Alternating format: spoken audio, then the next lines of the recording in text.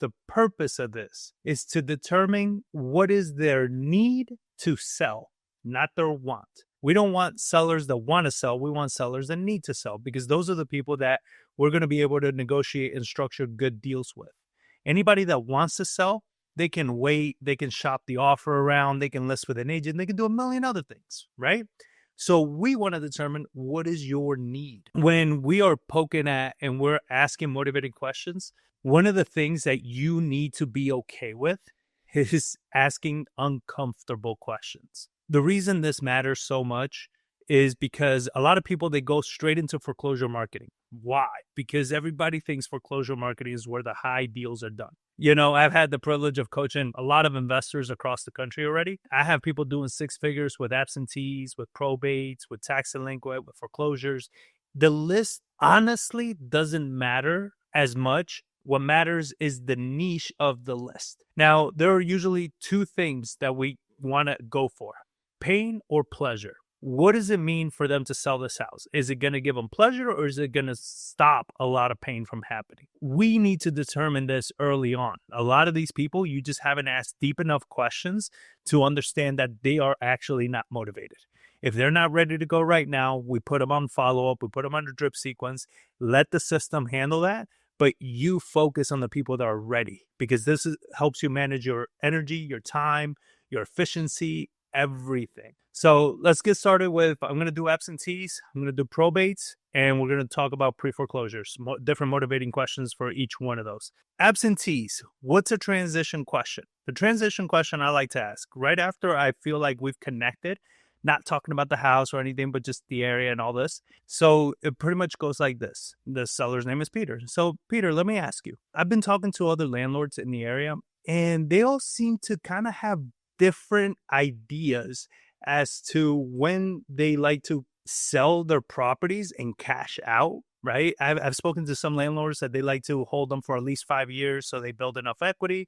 Others want to hold them for 10 years. Some don't even ever want to sell. And as a new investor myself, trying to pick up my portfolio, trying to build up on that portfolio, what would you recommend? Like, what is it that you've seen works for you? The reason this question has been so powerful is because it allows them to not feel like you're trying to buy their home and you're asking for advice. Pitbull has a saying in one of his songs, ask for money, get advice, ask for advice, get money twice. So when you ask for advice with a seller, they drop their guard. And that's the point of motivating questions, is we want them to drop their guard. And I know you're saying, oh, but John, how can you say that you're new and all this? Because it's not about bragging. You understand? As soon as you drop your guard, we can still work this out. We can get a deal done, because all I need is for you to know, like, and trust me. Once you know, like, and trust me, I don't have to flex on you. It's not going to get any deals done. I've tried it. It doesn't get deals done by you coming around acting like, you know, your shit swings bigger than everybody else's. That doesn't do anything for them. You want to make sure you're solving their problems.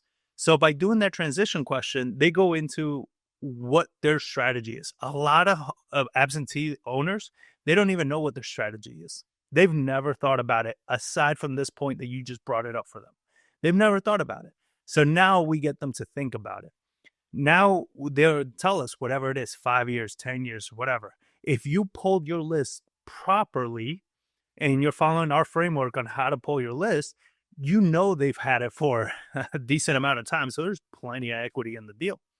And now you get to start asking them questions with regards to what's going to get them to sell, right? So even if they say, oh, yeah, I think 10 years, 15 years, whatever it is, right? And then it's like, well, it seems like you've owned it for this much. So what would make you consider selling that property like now? Like, what would make sense for you?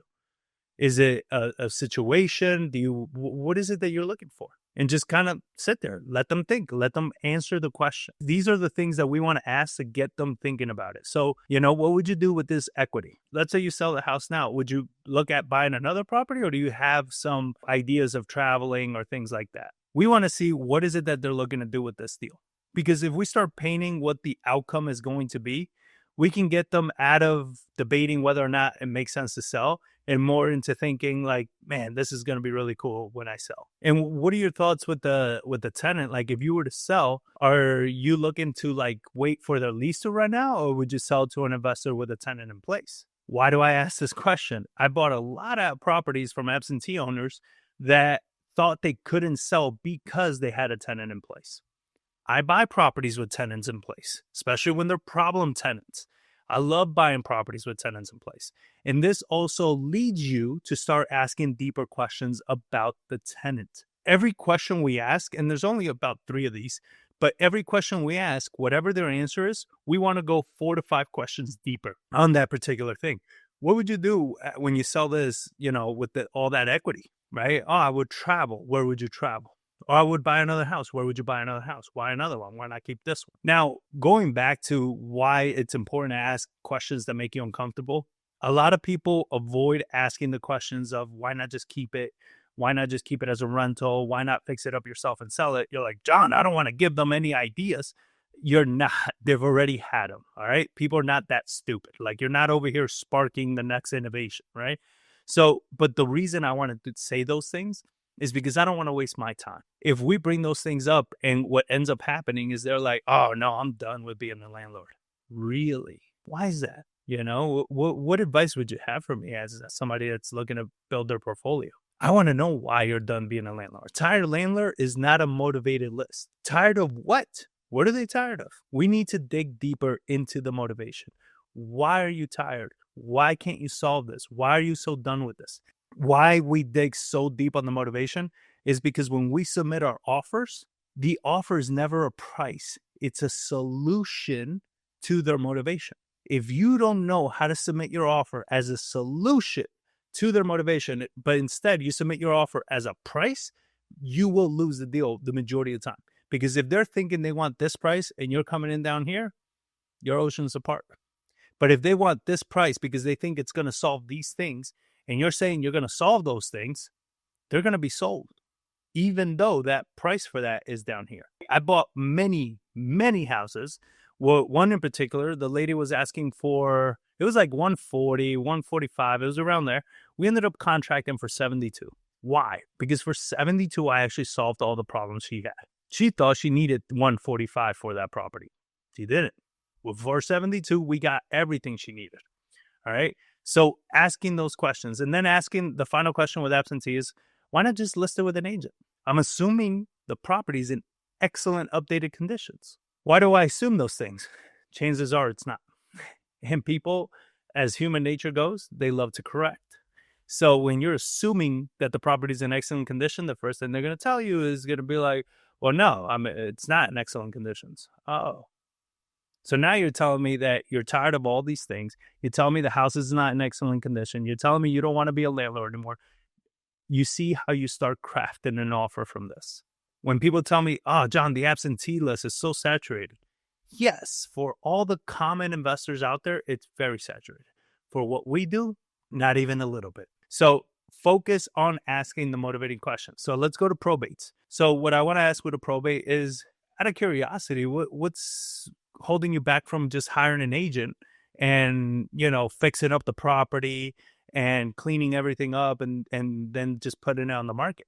Notice how I frame that question rather than say, why don't you just list it with an agent? Because I'm telling them, in order to list it with an agent, you need to fix it up, clean it out, update it, get it ready to list. I'm not saying, why don't you list as is? Because then they're going to be like, oh, shoot, I can, right? I'm telling them, like, yeah, you can list if you do all these things. Because then what that leads to is them telling you, yeah, I don't want to do all that shit. Okay. Why not?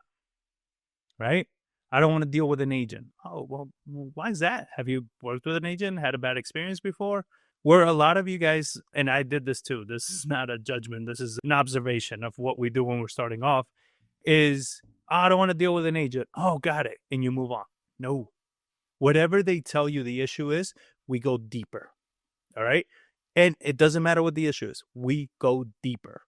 Every question go deeper, because then you get the emotional response, the real one that is the thing that's pushing them over. But if you stay surface level, even though you are submitting your offer based on that surface level reason, it's not going to be enough.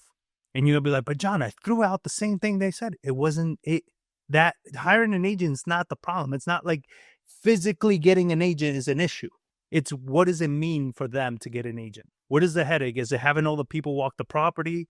Is it having, multiple offers? Is it having to fix it up? Is it having to do all these things? It's very specific. Then I'm sure you've considered fixing it up and doing the work and everything and then just listing it or keeping it yourself, keeping it as a rental. Have you considered keeping it as a rental?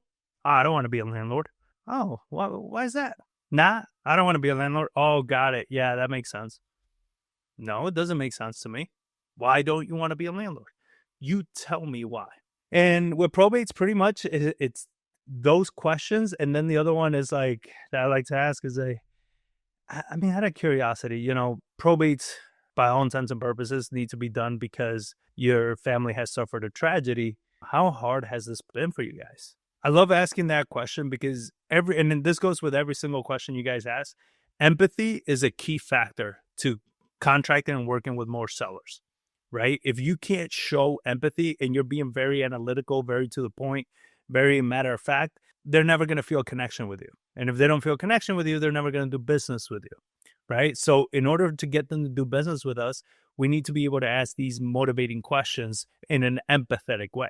So how has this been difficult? Oh, dealing with the attorney and dealing with this and my relatives. And so the more stressful it is, the more of a headache, the more it's going to benefit them to sell the property and to just be done. The more emotional you can make the situation, the more I can press when I submit my offer.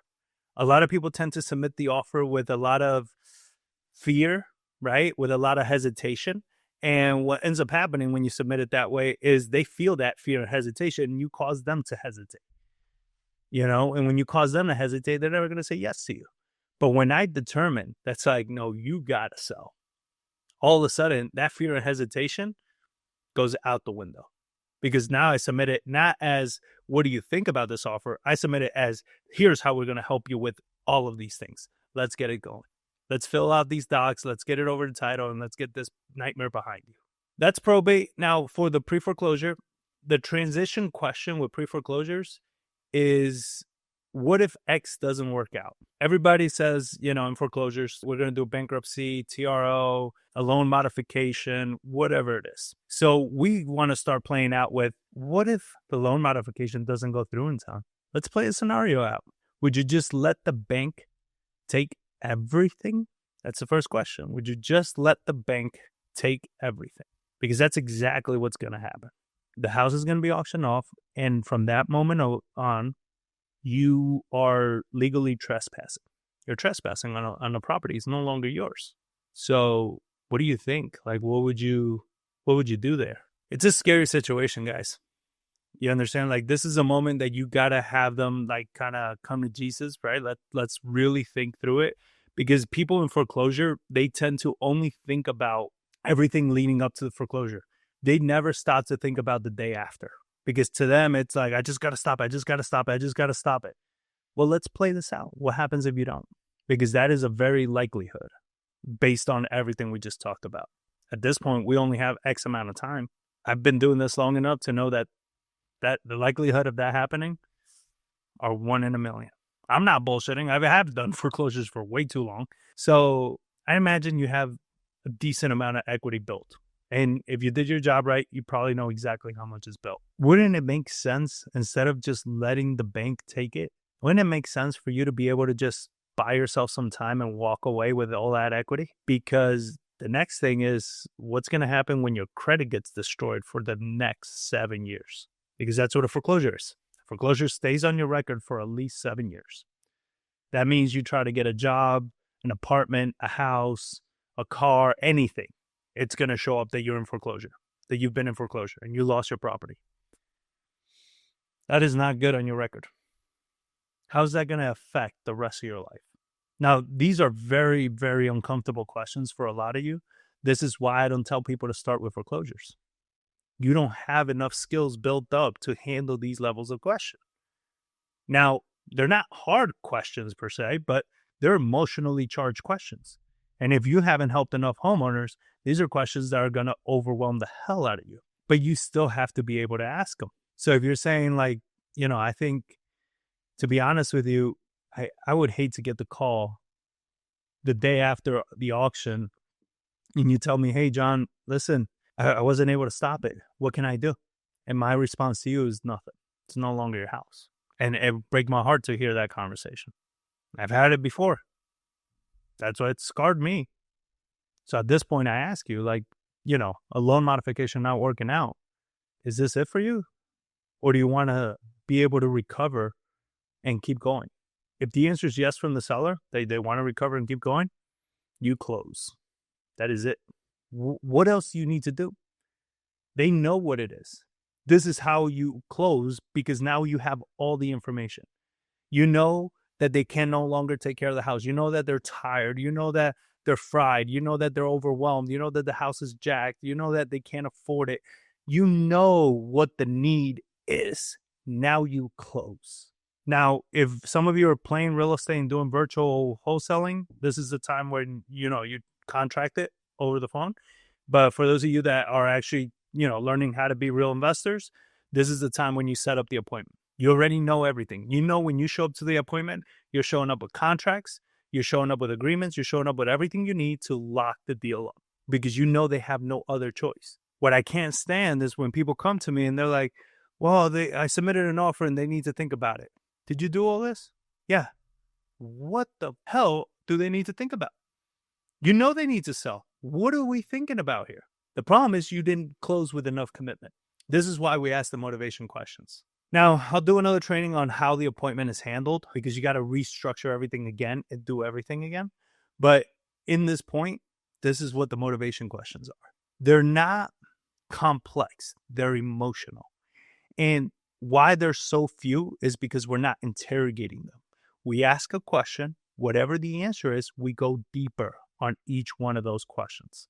The more emotional you can make it, the more it can connect with them, the higher your chances are of locking up an excellent, excellent deal. These are the main questions. There's so many more questions that we ask, but those come with experience. It just depends on the conversation. It depends on the level of the stress of the list.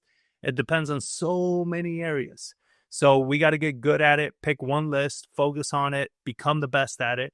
And then any and all questions you have, just, again, you have all my social media accounts, just reach out and I'll help you out as best as I can. All right, guys. Thank you for watching.